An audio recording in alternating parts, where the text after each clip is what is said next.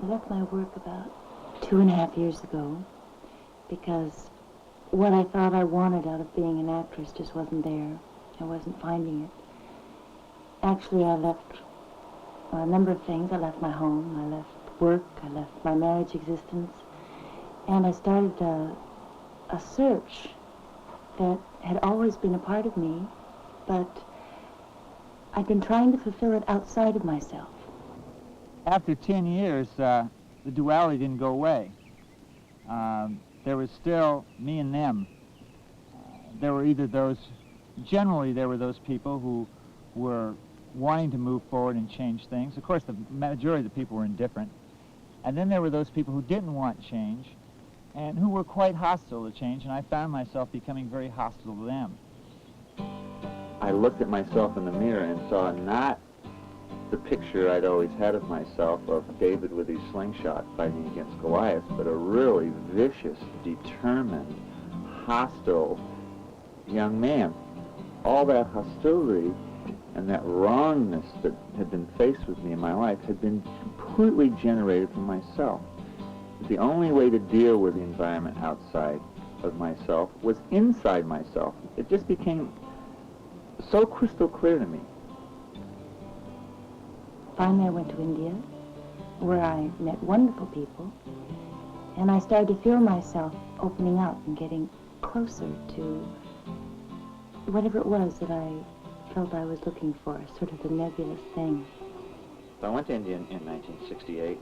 I sold all my toys and cars and house and all the various things you acquire, and went up in the mountains for a while and was with the Krishnamurti group and heard about a woman in Delhi who's a very well-known Sufi, who's known for reading you and telling you who your guru is.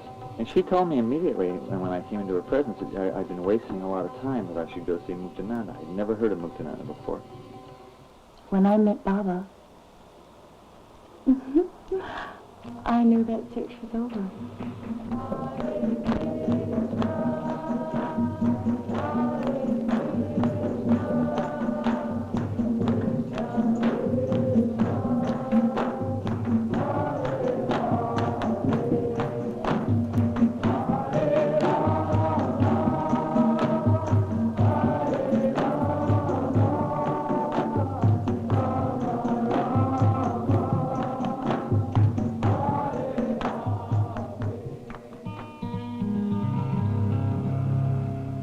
This man looked really tough, and he was whacking people in the back and getting them to line up and kind of moving around and poking people with his foot and going, Meantime, despite my thoughts, I could feel all this movement inside my body, inside my head, really thick, heavy, distinct movement, not subtle at all.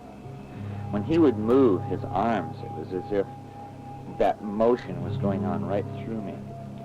He kind of stepped between a couple of musicians, made a little hop, and he landed in a full lotus on his couch, looking right at me. When he hit his chair, I hit paralysis. There were no more thoughts. My mind felt like it was buried in honey. I felt a tremendous sweetness in my chest.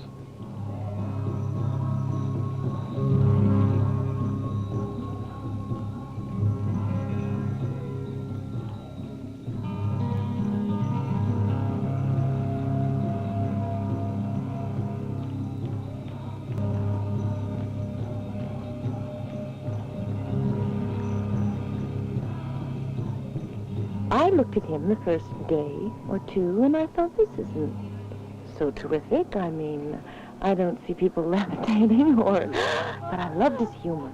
That I loved. I loved his humor. But then I started to feel physically and vibrationally, I guess you could say, a higher repetition, a heightening. I started to get hot heat up my spine and started to get a tremendous opening in my head. Now, like everybody else, I wanted to touch. I wanted to feel the touch on my body. That meant that I was getting it. But he looked at me the second day straight in the face. A half hour later, I was weeping, crying with joy, and experiencing something I had wanted all my life. Knowing, not wondering or yearning or wanting, having it. who one chooses to call guru, my guru, or whatever, is actually, God is your guru. So, Swami Nityananda has given me something that gives me the direct channel to God. The direct experience with God, the personal, intimate experience with God. He's like a cosmic tuning fork. He guides you to where that still place is inside yourself, and then you can sit in meditation. He can be 3,000 miles away and you can feel that way. His description is that the entire universe is made up of energy. He describes it very much as Einstein describes it. And we all give off energy. The thing is, our conscious thoughts, all of our thinking about past and future that goes on continuously, seems to act as a barrier between us experiencing that energy that's within ourselves. Since he's completely in tune with it, it goes through him absolutely clearly, and he's able to tune in other people.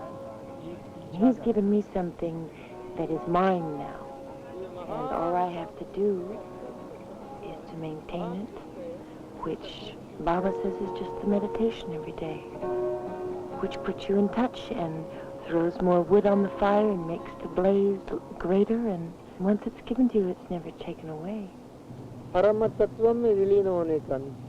The purpose of life is to know the inner self and to live with a happy heart and to finally merge into the Supreme Truth.